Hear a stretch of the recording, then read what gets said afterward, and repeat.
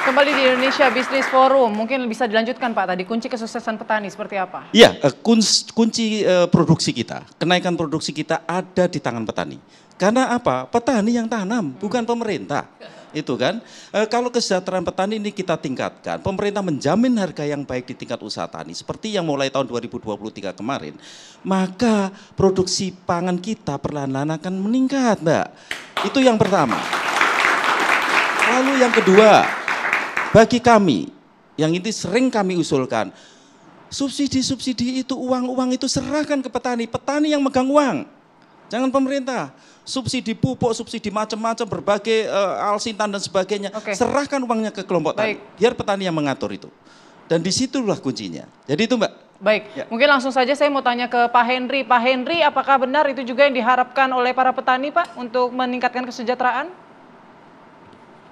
Ya, jadi menurut kita perlindungan dan penguatan petani itu memang harus dilakukan dan itu harusnya bisa dipenuhi kalau pemerintah sungguh-sungguh menjalankan Undang-Undang Perlindungan Pemberdayaan Petani ya tahun nomor 19 tahun 2013 di mana memang harus dipenuhinya hak petani terhadap tanah, pupuk, ya harga yang baik itu dan juga prasarana-prasarana lainnya.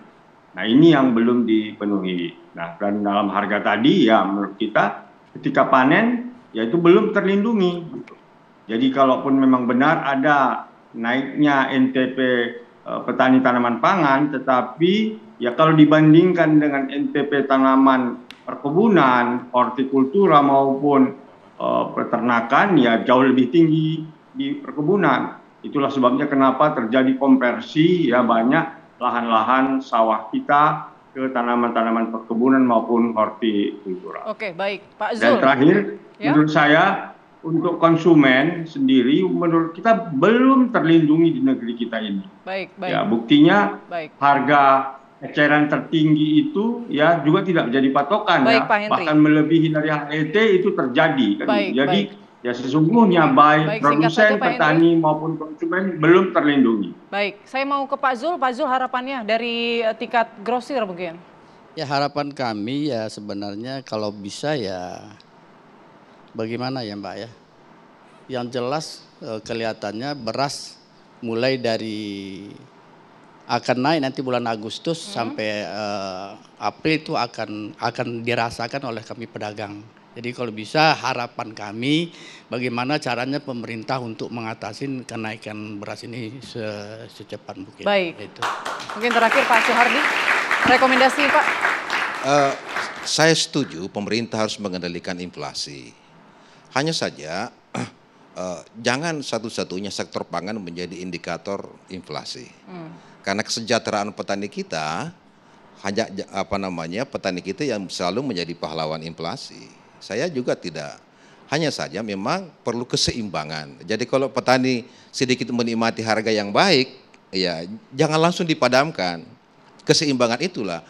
Karena inflasi ini bukan hanya sektor pangan saja, sektor manufaktur, ya kemudian perumahan dan lain sebagainya kan ikut semua mempengaruhi inflasi. Tapi kalau selalu pangan, beras dan lain sebagainya, cabai selalu menjadi indikator penuh inflasi, saya kira petani kita tidak akan bisa sejahtera. Baik, terakhir mungkin ke Pak Arief, singkat saja Pak Arief, apa yang akan dilakukan Bappenas nih?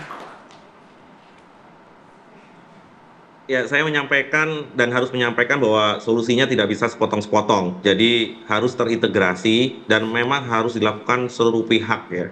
Mulai dari teman-teman di Dewan, kemudian pemerintah, juga asosiasi-asosiasi di bidang pangan, termasuk para petani kita. Kemudian solusi yang terintegrasi ini memang harus didetailkan satu persatu gitu ya.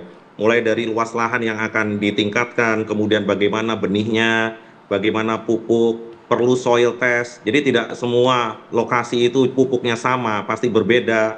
Kemudian bagaimana pengelolaan airnya, teknologi on farm, off farm, ini juga akan meningkatkan produktivitas dan ujung-ujungnya akan meningkatkan kesejahteraan petani. Kemudian saya berdoa semoga kita bisa rebut kembali, karena kalau kita mengimpor 3 juta itu artinya ekonomi kita tuh yang giat kita itu ada di pedesaan harusnya 30 triliun ya, itu ada di Vietnam, ada di Thailand. mari kita balikkan kembali ke Indonesia. Baik. Terima kasih. Baik, terima kasih Pak Arief, terima kasih Pak Henry, terima kasih Pak Zul, Pak Andreas, dan juga Pak Suhardi. Ini seharusnya lonjakan harga beras ini menjadi alarm ya buat pemerintah untuk segera melakukan mitigasi agar tidak memicu harga-harga lainnya juga ikutan naik. Saya Putri Windasari pamit undur diri, terima kasih. Sampai jumpa.